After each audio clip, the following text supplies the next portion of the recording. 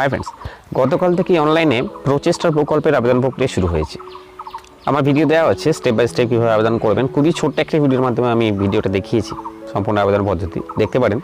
আমি লিঙ্ক দিয়ে দিচ্ছি আই বাটন, ডিসক্রিপশন বক্স এবং এন্ড স্ক্রিনে।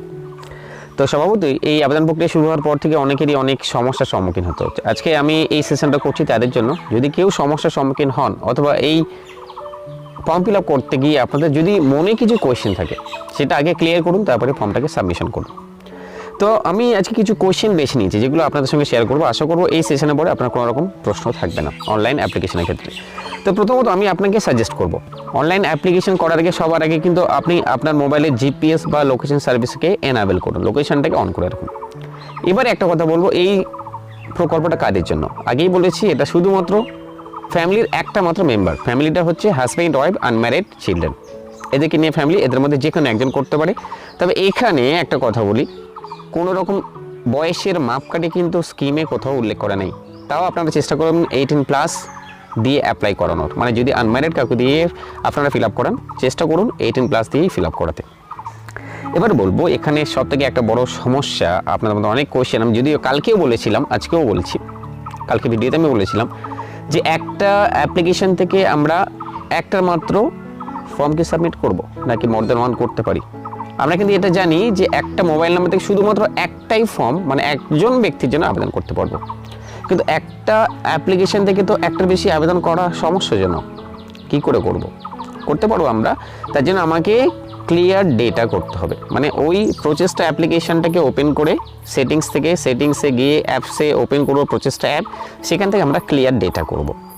কালকে জানিয়েছিলাম আপনারা ক্লিয়ার ডেটা যদি করেন তাহলে প্রচেষ্টার মধ্যে যে ডেটা স্টোর ছিল সেটা ক্লিয়ার হয়ে যাবে। এবার আপনি আবার নতুন করে অন্য কোনো ব্যক্তির মোবাইল নাম্বার দিয়ে রেজিস্টার করতে পারবেন, তার ফর্মটা সাবমিট করতে পারবেন। এরপরে সিগনেচার নিয়ে একটা কথা, খুবই ভাইটাল একটা পয়েন্ট আমি বলবো।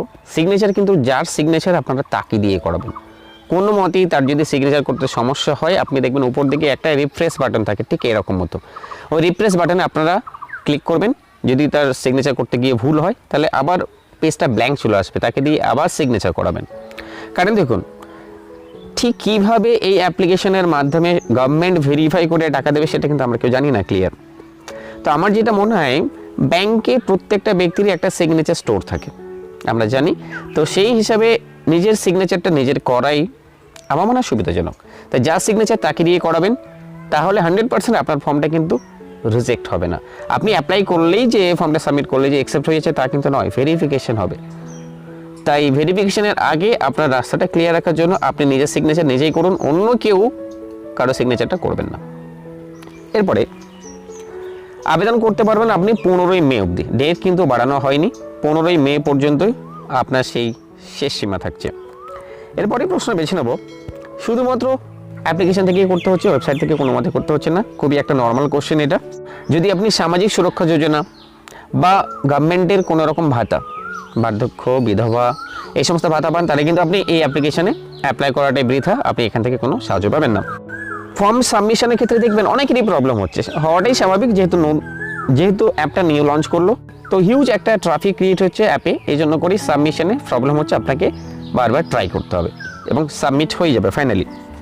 আর ডাউনলোড করতে গিয়ে যদি আপনার এই লিঙ্ক থেকে কোনো রকম প্রবলেম হয়, আমার তার জন্য একটা সেকেন্ড লিঙ্ক দেওয়া আছে, ডাউনলোড লিঙ্ক, সেখানে ক্লিক করবেন, কোনো প্রবলেম নেই। আপনি যখনই ক্লিক করবেন তখনই ডাউনলোড করতে পারবেন, কারণ ওটা আমার গুগল ড্রাইভের লিঙ্ক, সেখানে আমি অ্যাপটাকে স্টোর করে রেখেছি। এই প্রকল্প কাদের জন্য? দিন মজুরদের জন্য, কোনো রকম সার্ভিস হোল্ডারদের জন্য নয়। যারা ডেইলি ওয়েজ আর্নার বা ডেইলি লেবার বা ডেইলি ওয়ার্কার, শুধুমাত্র তাদের জন্যই প্রচেষ্টা প্রকল্প। অন্যকে এখানে আবেদন করে তাদেরকে বঞ্চিত করবেন না। এবার বলবো, আপনি অ্যাপ্লিকেশন করতে বসার আগে অবশ্যই আপনার আধার কার্ডের ছবিটা, যে ছোট সাইজের আধার কার্ড, সেই ছবি তুলে রাখুন এবং আপনার নিজের একটা পাসপোর্ট মাপের একটা ছবি এডিট করে রেখে দিন। মোটামুটি ছবি দুটো রেডি করে রাখুন এবং ফর্মটা যখন সাবমিশন করার সময় দুটো কলাম আসবে, সেখানে আপনার ট্যাপ করে ওই দুটোকে আপলোড করে দিন। আর অবশ্যই সাবমিটের আগে কিন্তু আপনার সম্পূর্ণ তথ্য, ফিল আপ করা তথ্যটাকে ভেরিফাই করতে হবে। একবার যদি সাবমিট করে দেন, হাজার ভুল থাকলেও আপনি হাজার চেষ্টা করলেও আপনি আর রিসাবমিট করতে পারবেন না। তাই আপনি যে নাম্বারটা দিয়ে রেজিস্টার করছেন সেই নাম্বারটা তো একবারে বেশি করতেই পারছেন না। তাই আপনাকে অবশ্যই আপনার ডিটেলস যখনই আপনি সাবমিট করছেন তার আগে প্রিভিউটা করে নিন ঠিকঠাক আছে কিনা, নাহলে আপনি এডিট করুন তারপরে সাবমিট করুন। আর এই যে সাহায্য, এটা আমরা কিন্তু একবারই পাবো, মাত্র একবারই সরকার আমাদেরকে 1000 টাকা দিয়ে সাহায্য করবে। তো আমি মোটামুটি চেষ্টা করলাম যেগুলো প্রশ্ন বারবারই উঠে আসে সেই সমস্ত প্রশ্নগুলো শেয়ার করার। যদি আরও কিছু প্রশ্ন থেকে থাকে অবশ্যই আপনারা কমেন্ট করুন, আমি চেষ্টা করব আপনাদেরকে সঙ্গে সঙ্গে রিপ্লাই করার। ভিডিও ভালো লাগলে লাইক করবেন, শেয়ার করবেন। চ্যানেল যদি সাবস্ক্রাইব না করে থাকেন অবশ্যই সাবস্ক্রাইব করুন, বেল আইকনে ক্লিক করুন। দেখা হচ্ছে নেক্সট ভিডিওতে।